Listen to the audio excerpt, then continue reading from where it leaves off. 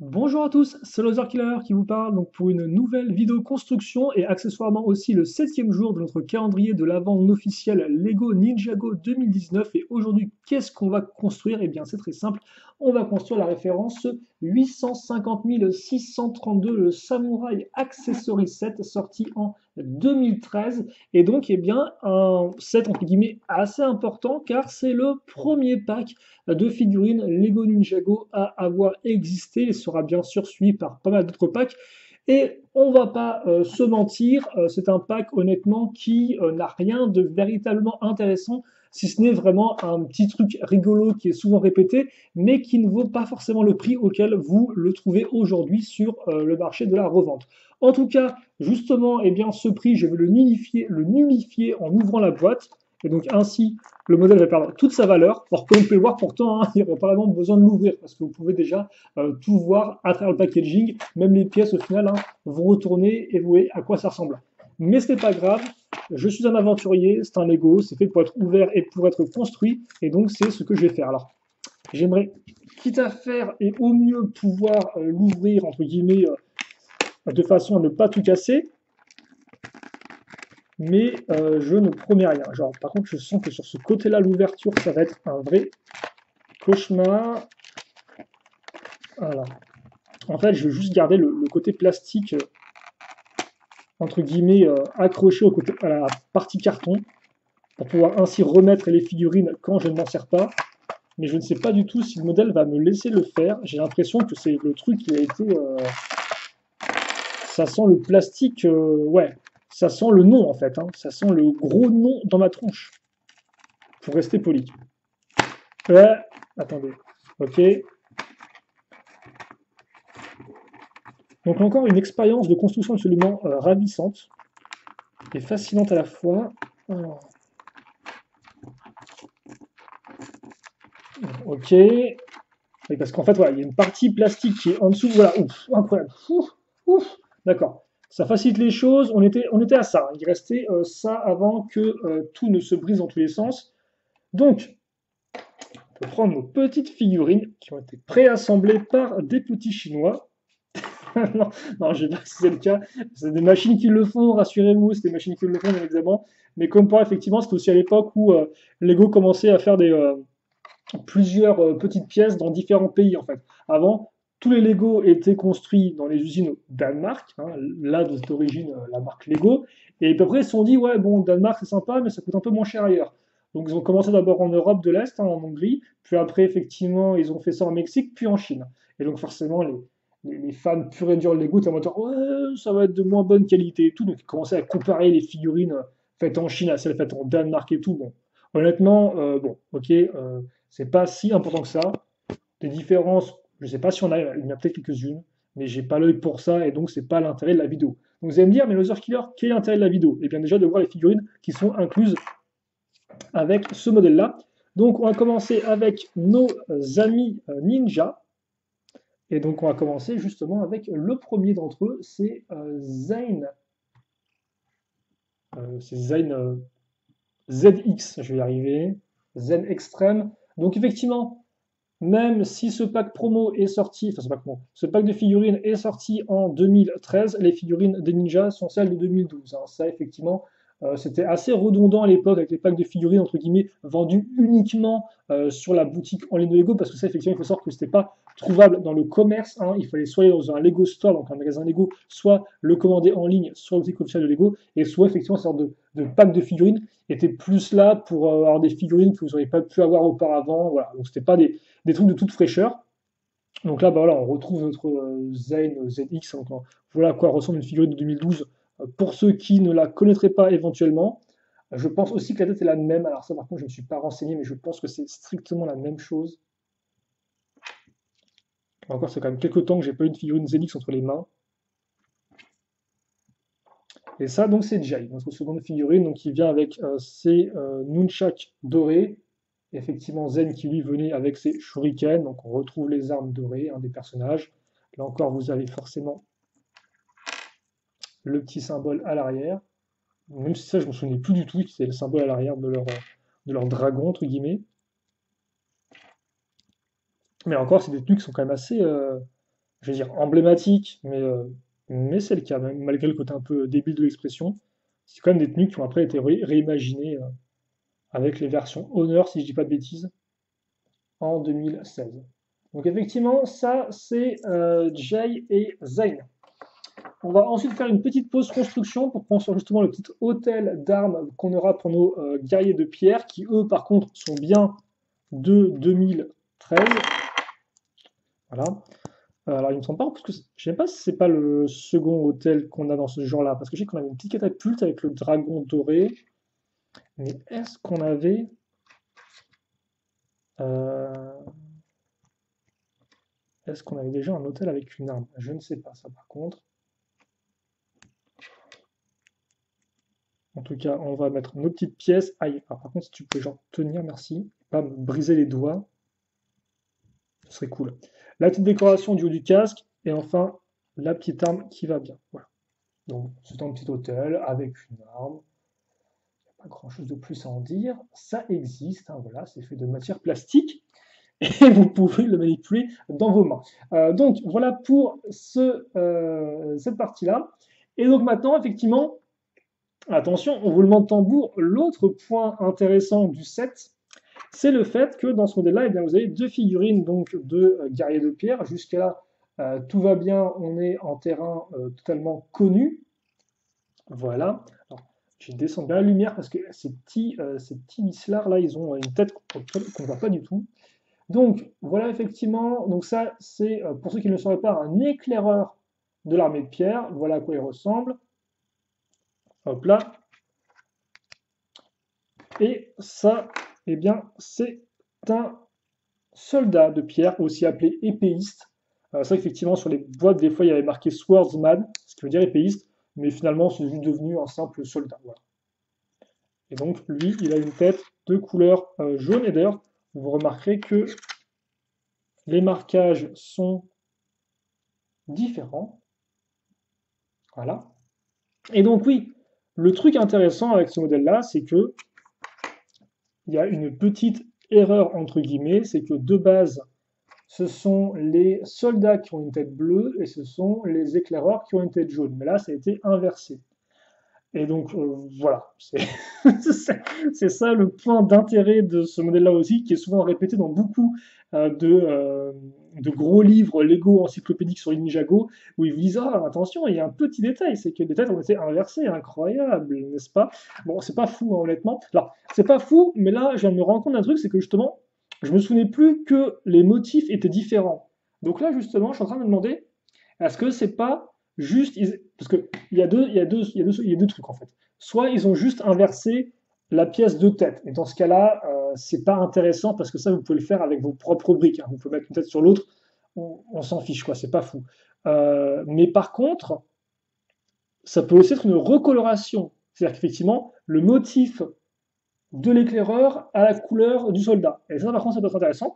Et donc c'est ce que je vais vérifier maintenant parce que en effet, je me suis dit bon, on va vite en faire le tour de ce pack de figurines là. Donc c'est pour ça que j'ai pris le soin eh bien, de reprendre mes personnages de pierre de 2013 afin qu'on puisse comparer ce petit monde. D'ailleurs, pas que de 2013 justement. Et donc je me rends compte que non, en fait, c'était bien la première solution, c'est-à-dire qu'ils ont juste inversé les têtes en fait. Hein. Il n'y a pas de recoloration, donc ça n'a aucun intérêt. Alors ça n'a aucun intérêt, oui et non, parce que, donc voilà, comme vous pouvez le voir, regardez. Oh voilà, c'est de base, c'est la tête de l'épéiste, mais ils l'ont mis sur le corps de l'éclaireur, c'est incroyable. Voilà, bon, ok. Donc voilà à quoi ça ressemble. Donc il n'y a pas vraiment de différence, hein, c'est la même chose. Par contre, la différence qu'il peut y avoir, c'est que je me rends compte que sur le coup, le bleu utilisé est un peu plus clair. Là encore, c'est peut-être du fait de là où ont été produites les pièces, mais on a un bleu plus clair. Et honnêtement, bah, vous savez quoi? Ça justifie presque le prix d'achat de ce modèle, de ce,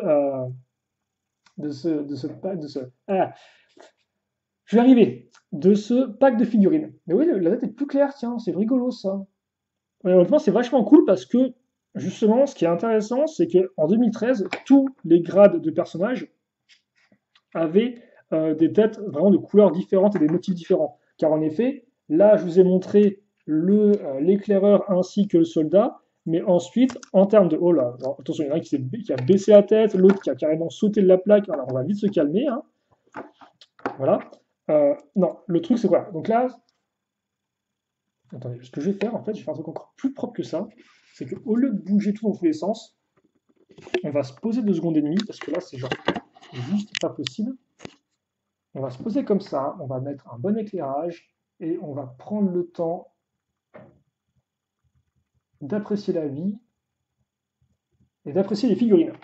Donc, effectivement, éclaireur, soldat, guerrier. Le guerrier, déjà, comme vous pouvez le voir, a un casque un peu plus badass, hein.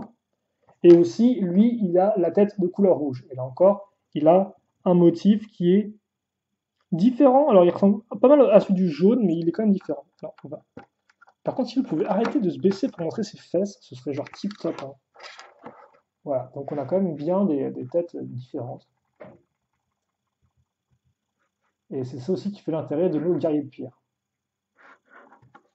Voilà. Et après, donc, vous avez le grade de général. Il n'y a qu'un seul général connu, c'est général Kozu, qui est ici, et donc qui, lui, eh bien, a une seconde paire de bras, parce que forcément, il doit au moins avoir un personnage qui a une seconde paire de bras chaque année en Ninjago, hein, c'est écrit sur un contrat, bon, je plaisante bien évidemment.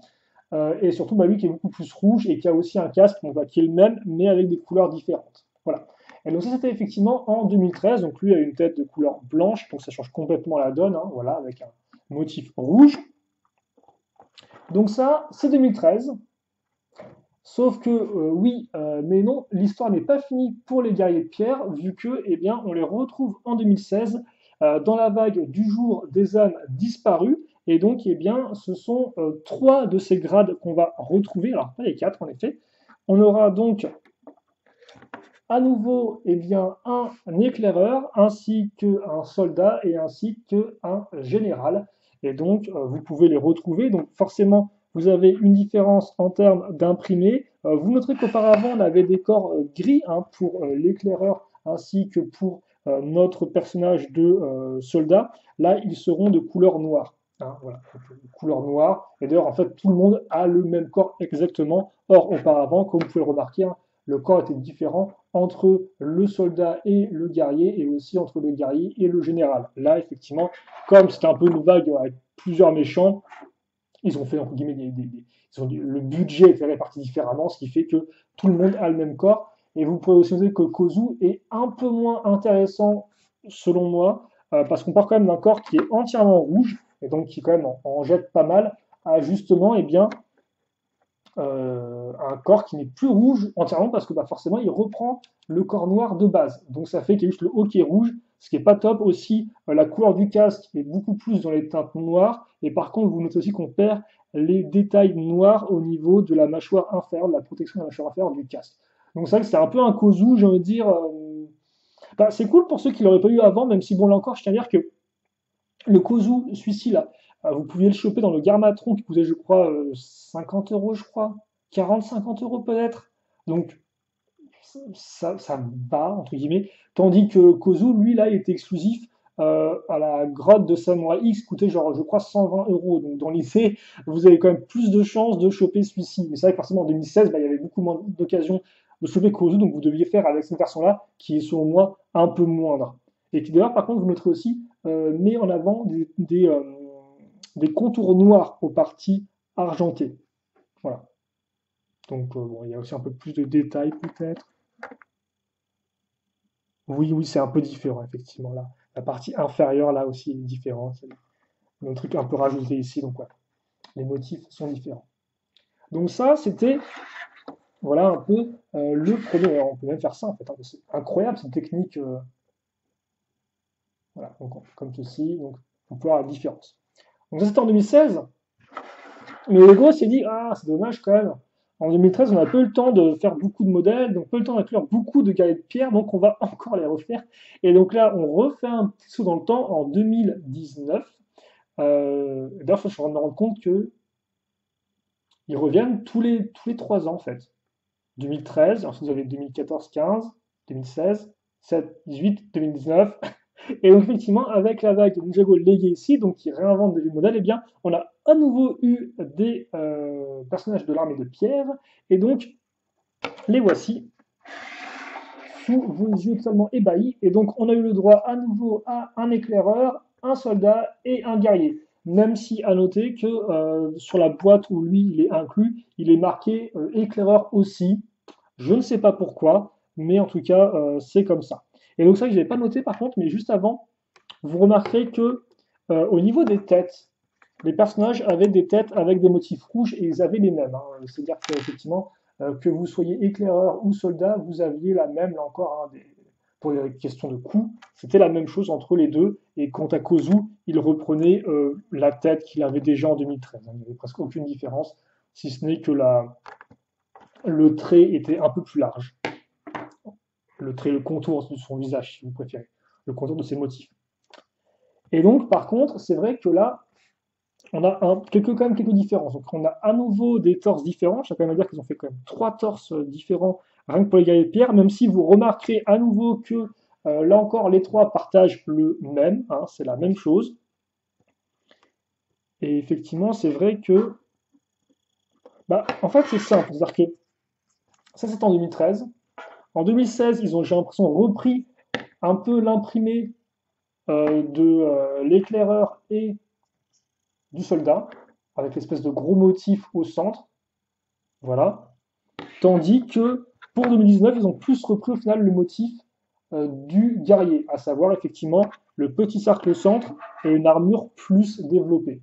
Et là encore, ça reste différent, hein. Même au niveau des jambes, c'est un motif unique, avec des petits tissus, mais qui reprend un peu les formes. C'est quand même vachement intéressant, je trouve. Donc voilà. Et là, vous noterez aussi que les chapeaux ont changé. On a effectivement les nouveaux chapeaux d'inspiration asiatique. Les épaulettes aussi sont différentes. Elles sont un peu plus simples, moins détaillées. Et vous noterez que aussi en termes de couleurs, on a à nouveau des couleurs différentes, du vert et du jaune et à nouveau du vert. Hein, il n'y a pas du rouge ni rien, c'est du vert. Par contre, le motif est le même imprimé, juste la couleur qui change. Et surtout, le fait est qu'on a maintenant du vert. Alors qu'avant, c'est une couleur qu'on n'avait pas, on avait juste bleu, rouge et jaune. Et maintenant, on a vert en plus. Et donc, c'est pour ça, effectivement, que tout à l'heure, je disais que c'était assez intéressant qu'on ait un bleu un peu plus clair, parce que ça fait entre guillemets, une couleur de plus pour les visages de guerriers de pierre. Et aussi, ça, cette espèce de couleur bleue est quand même assez claire, et ça fera penser au fait que dans la série animée, les guerriers de pierre, eh bien, ont plus, au final, des visages, des peintures blanches, entre guillemets, sur leur visage. Et au lieu d'être bleu ou de couleurs différentes, c'est plus une sorte de blanc un peu, blanc-gris. Donc forcément, moi, le bleu ciel comme ça me fait penser à ça. Et donc, bah, mine de rien, on a quand même eu des personnages d'armée de pierre au fil des années. Et donc, bah, on va quand même faire un petit plan global avec tout ce petit monde, si vous me le permettez. Alors, veuillez m'excuser. Donc ça, c'était en 2013. Alors oui, on va carrément, voilà. J'ai mis tout mon bazar dans tous les sens. Mais c'est pour la bonne cause. Alors par contre, c'est vrai que comme vous avez pu le voir, en 2016, nous n'avons pas eu de guerrier. Et d'ailleurs, c'est vrai que je ne l'ai même pas noté, mais vous avez peut-être remarqué qu'en 2019, le guerrier a perdu effectivement la pièce spécifique qu'ils avaient, hein, au niveau de la mâchoire inférieure pour prendre effectivement celle utilisée par Samurai X. Et donc 2016, pas de guerrier. 2019, pas général.